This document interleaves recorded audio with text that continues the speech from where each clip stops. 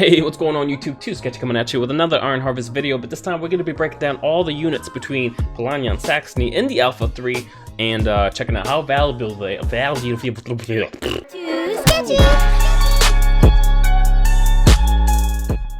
Alright, so I do need to stress that this is based off the Alpha 3 and only between Saxony and Polania. So I'm going to update this once the Rusviet does come out, which will be pretty cool to see in comparison I can't speak today. What our list used to be and what our list currently is in the future. Alright, so let's start things off with the engineer squad between Saxony and Polania. While they are similar, I'm just going to place them where I think they should be placed, which you might be surprised here.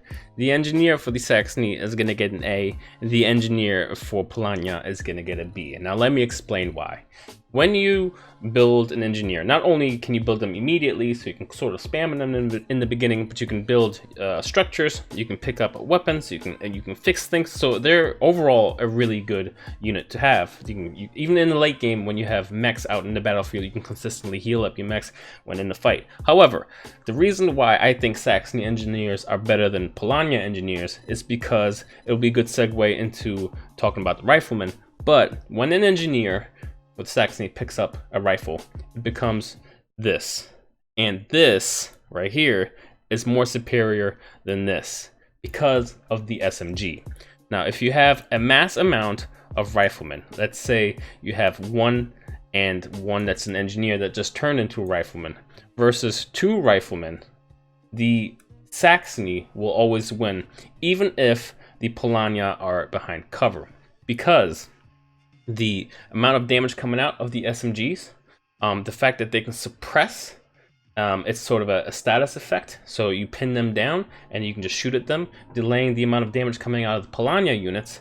So SMGs are going to be more superior. Now Polania, while still good, especially behind cover and in long range, that's situational. You have to put yourself in that situation where you're consistently, dealing damage from afar, away, safe, behind cover. You have to be in that situation. Saxony doesn't have to be in a sort of situation. They can always be aggressive. They can always rush you, and they will always deal more damage than Polania. That's why I think engineer, Polania rifleman, even the Polania, sorry, not Polania rifleman, but the Saxony rifleman, even the grenadier is more superior than the Polania grenadier. However, I'm going to put the Saxony grenadier as an S tier class and the Polania grenadier, because of the grenade, I'm going to put him in A. Let me explain. The S tier grenadier for Saxony is there because I was talked about suppression. So if an SMG unit pins down or suppresses another unit, they can't really move that fast. If they can't move that fast, a grenade toss will guarantee a hit and will cause a lot of casualties. Polania could do that, but the fact that they have to set up, be at a certain range to deal damage or behind cover, they have to somehow find a way to either flank, get closer. They have to go through another step to be able to throw a grenade efficiently. Once it does hit though, the fact that you retreat your unit, Polania can clean up because of the distance. So they are better than the B class counterparts, but they are not as good as the Saxony Grenadiers because of that whole suppression. That's where these 2 boxes are in place, because they are somewhat diverse. But moving on, we're going to see a lot of similarities, and I'm going to try to break down, again, this is my personal opinion of what unit is better than the other based off these factions. I'll do another one of these videos, obviously, because Rusviet is coming out mid-December, or the beta for it, so that'll be pretty fun to do. Moving on though, so we have the Cannoneer, or the anti-mech cannon. I'm going to, I'm going to put these guys together from now on because they are very similar. Hopefully in the future they'll have their own little perks, I guess you could say. But the Cannoneers, now, what they do good is, once they do level up, I guess, they have a war cry ability that has more DPS in them. You can put them inside buildings. You can put every unit inside a building, so that's obviously good, but that's not going to differentiate each other from how well a unit does. However, again, there's a status effect within this unit that they apply to other units when you do shoot at them. If you're capping a point, or if you're gathering supplies, if you're trying to heal up your mechs, this unit will actually knock down the unit attempting that. So I'm going to actually place them. It's between A or B, and I want to put them in A once they level up. So their war cry ability, they put out more DPS faster from longer range, being more safe.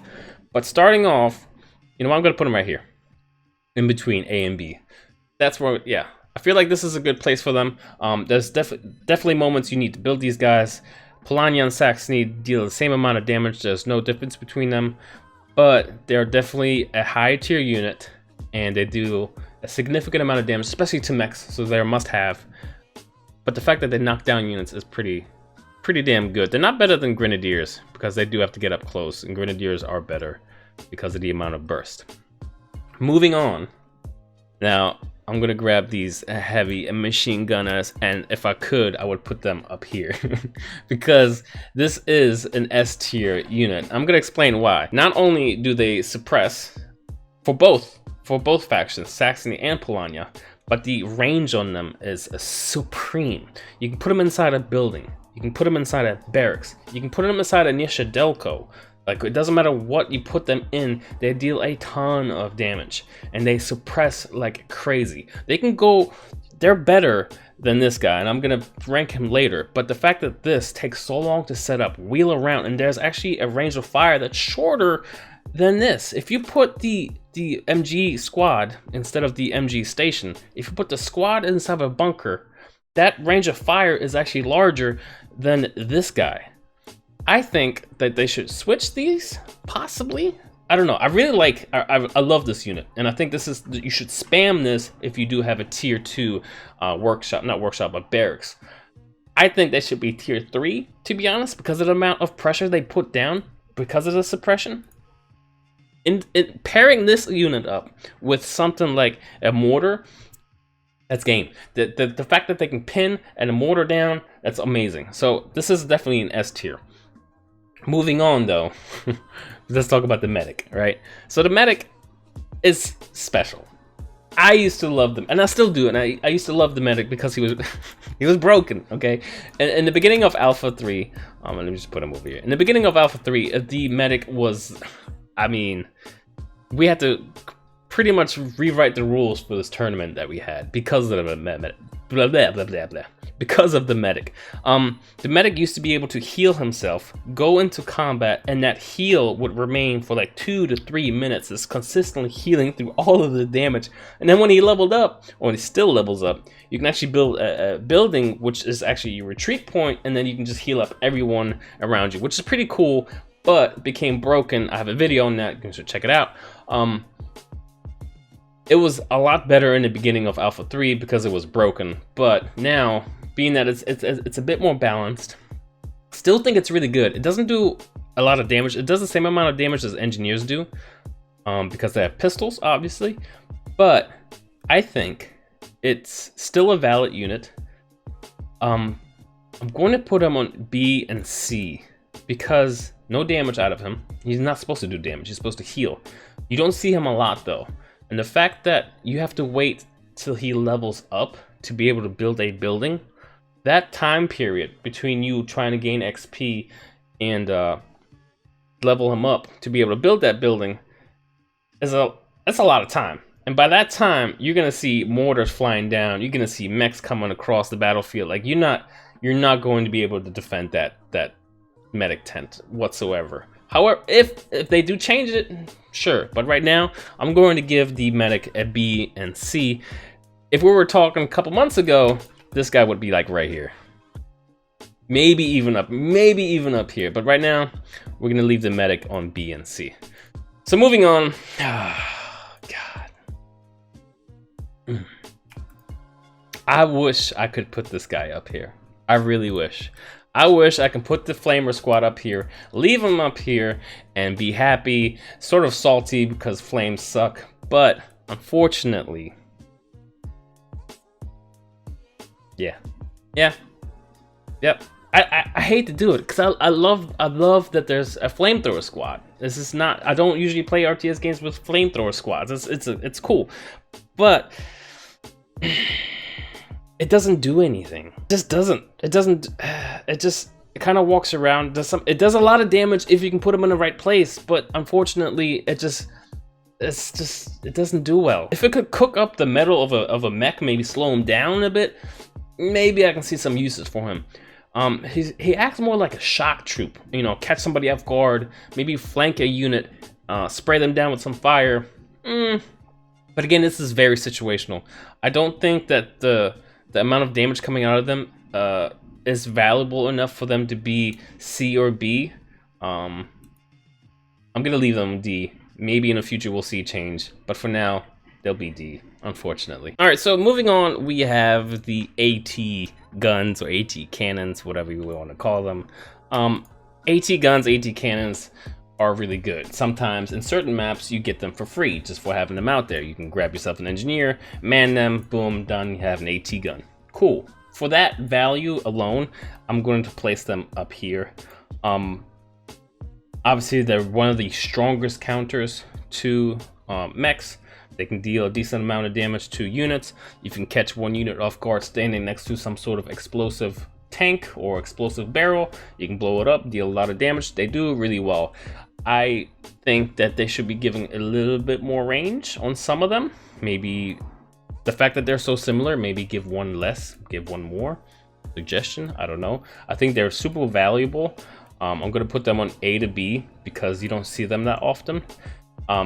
Maybe the fact that you get them for free in the beginning is something that should be looked at. I think they'll become more valuable if you don't do that, because you'll be forced to build one, upping their valuability. What is that word? Definitely an A class unit for sure. I'm just gonna leave them right here. The fact that they're above the Cannoneers makes me feel good because they do have better range and deal a lot of more damage. There is one thing I do need to mention. When you build one of these units and they come out of the barracks with their units or their manned, those are actually engineers that are manning that thing. So you can actually build one of these guys, and when they explode, decrew them. You have engineers to use them however you please. But the fact that when you have one of these units out in the battlefield and they level up, the XP is going straight to the engineer. So the cannon actually never levels up. For now, again, this will change hopefully, but if you have a mastered tier, you know, cannon that's just beaming down mechs left and right, no problem, boom, boom, boom, he levels up, but you figure out that it's the engineer that's been leveling up. So now you have somebody that has the battle cry ability, but with the pistol. Hopefully that'll change. Okay, so moving on, let's do the mortar next. Now, mortar, man, I love me some mortars. I like mortars. I used to play Company of Heroes, and setting up mortars for the Brits was actually really fun to do. You can sort of turtle. While I don't like being turtly, I like, especially in this game, how there's an arc of fire. I like the sound effects. I wish there was a bit more whistle when it goes. Anyways, that's not what we're here to rate. What we're here to rate is how versatile they are, how much damage they deal, and if they can actually swing the battle in your favor.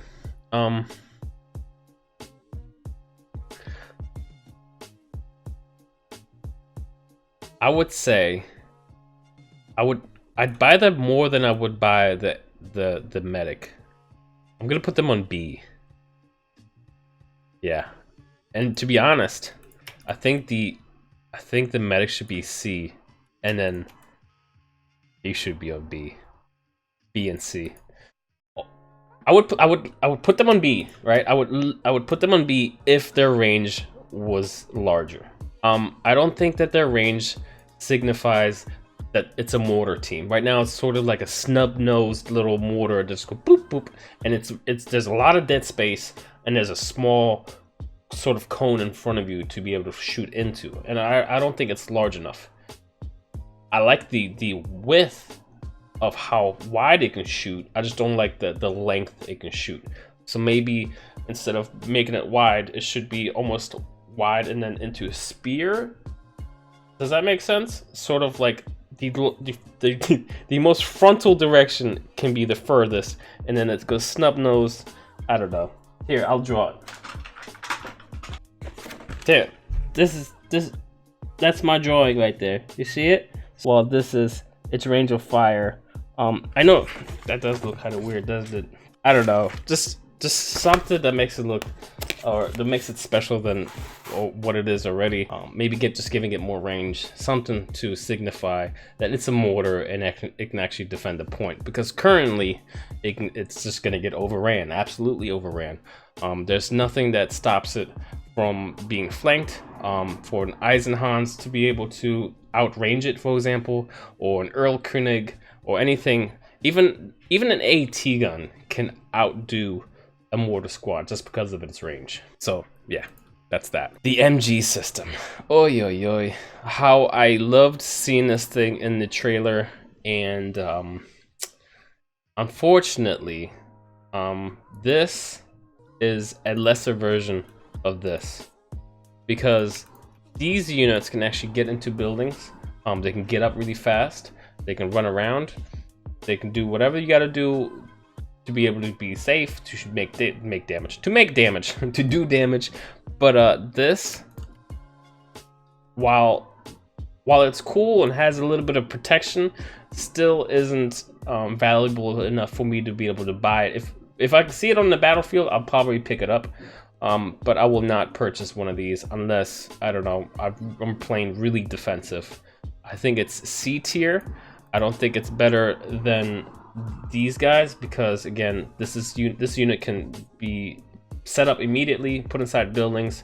They have larger range. You can put them inside bunkers, while this is sort of just an engineer with a machine gun that you have to carry around. So I think this is a decent list. If I were to really dive deeper, I think that I would actually put the flamers on F, just to bring some variety, and based off of how often I actually purchase these guys. I think this would be my list. I think that I buy cannons less than, yeah. This is usually how I build units. I definitely get grenadiers out into the gate. 100% looking for MGs all the time. Always have engineers out in the field because I need to heal up my mechs or repair things or even turn them into other units. These are majority of the units that I have on the battlefield. This, again, not so much, because they're just better units out there to have on the battlefield. And everything else is just super situational. I would probably never buy flamethrowers, especially in a competitive format, at least not right now. Maybe once they get rebalanced, possibly. I would never buy an MG gun, because there are some free lying around. You can just pick them up with an engineer. So that's the thing. And then while we did have medics in the beginning of Alpha 3 be completely broken and they got hot fixed, now they're like here. Fine, I'll give them CD. I like medics. I love combat medics. I like that whole, you know, be out in the battlefield, kill people but still heal people kind of a thing. So I always like that sort of war style, I guess you could say. But yeah, C and D for sure. Anyways, I'm gonna wrap it up here. Hope you enjoyed this. If you agree with me, you can go ahead and put them in the comment section down below and tell me what you think about this list. I'm going to save this and then compare it to the next list that we do once the Russian do release, and see where we're at with that. The next video though, I'm going to compare mechs and how we think those face off against each other between Saxony and Polania. If you haven't yet, do think about giving us a subscribe and or a like, because 80% of the people watching right now actually don't subscribe. You bastards. It would be nice to hit 3,000 subscriptions before the end of this year. And as always, I'm too sketchy, and I'm out. Peace. Too sketchy.